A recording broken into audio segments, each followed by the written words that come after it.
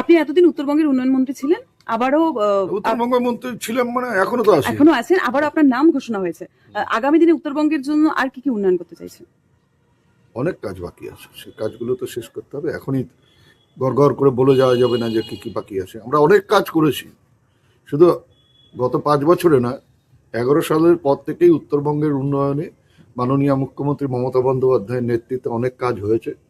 তবে কাজের তো কোনো শেষ হয় না, অনেক কাজ বাকি আছে, সেই কাজগুলো আগামী দিনে করতে হবে।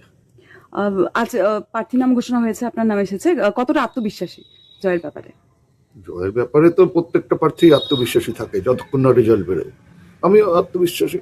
দিনাটা বিধানসভা কেন্দ্রে বিজেপি অজয় রায়কে প্রার্থী করেছে, লড়াই কতটা হবে বলে মনে করছেন? এ ব্যাপারে আমি কোনো কথা বলবো না, কারণ বিজেপি কাকে প্রার্থী করলো কি করলো সেগুলো তো ব্যাপার না। লড়াই হবে দুটো রাজনৈতিক দলের মধ্যে, জনগণ যাদের উপর আস্থা ভরসা রাখবে তারা জয়ী হবে। দিনহাটাতে সবসময় একটা মারমার কাটকাট পরিস্থিতি, এই সময় ভোটের কি রকম পরিকল্পনা রয়েছে আপনাদের? কোনো দিনহাটার মতন শান্ত জায়গা তো, মানে আমি গত 24 সালের লোকসভা নির্বাচনের ভোটের ফলাফল ঘোষণার পর থেকে দিনহাটার মানুষ আর কোনো বোমের আওয়াজ পায়নি। তার মানে বোঝা যাচ্ছে যে কোথার থেকে গোলমাল হতো, কিভাবে গোলমাল হতো, এখন আর বোমের আওয়াজ দিনহাটায় নেই। আজকে যখন আপনাদের প্রার্থী তালিকা ঘোষণা হচ্ছে, ঠিক তার কয়েক ঘন্টা আগে রাজ্য পুলিশের একাধিক শীর্ষস্থানীয় পদের রদবদল হয়েছে, কোচবিহারের এসপিকেও সরে যেতে হয়েছে। ভোট তো আর পুলিশ দেবে না, ভোট জনগণ দেবে।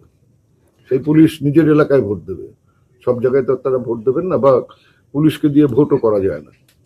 আপনাদের দলের অনেক পুরনো একজন লিডার ছিল রবীন্দ্রনাথ ঘোষ, তার নাম কোনোভাবেই আসছে না। পৌরসভা থেকে প্রথমে দেখা গেছে সে সরে গেছে, এবং এবার ভোটার যে প্রার্থী লিস্ট বেড়েছে সেখানে তার নাম নেই। তাহলে কি দল তাকে একদমই ছেটে ফেলে দিল? এগুলো ব্যাপারে দলের সিদ্ধান্ত, দল হয়তো দলের পরিকল্পনার মধ্যে অন্য কিছু থাকতে পারে, এমন হতে পারে যে অন্য কাজ বা অন্য দায়িত্ব ওনাকে দেওয়া হলো।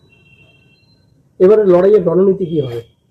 এটা যদি বলে দিই রণনীতি কি হবে, তাহলে তার রণনীতি থাকলো কোথায়, ওটা বলা যায় না। কতটা আত্মবিশ্বাসী জয়ের ব্যাপারে? এই ব্যাপারে আমি আর কোনো কথা বলবো না। বললাম যে জনগণের উপর আমার যথেষ্ট ভরসা, আস্থা আছে, বিশ্বাস আছে। Let's see. বলছি, প্রচারের কর্মসূচি কবে থেকে শুরু হচ্ছে? কেন আমার তো প্রচার শুরু কবে, অনেকদিন আগের থেকেই প্রচার চলছে। যে প্রচার নতুন করে আর প্রচারের কোনো ব্যাপার নেই, মানে আনুষ্ঠানিক প্রচার সেরকম কোনো ব্যাপার নেই।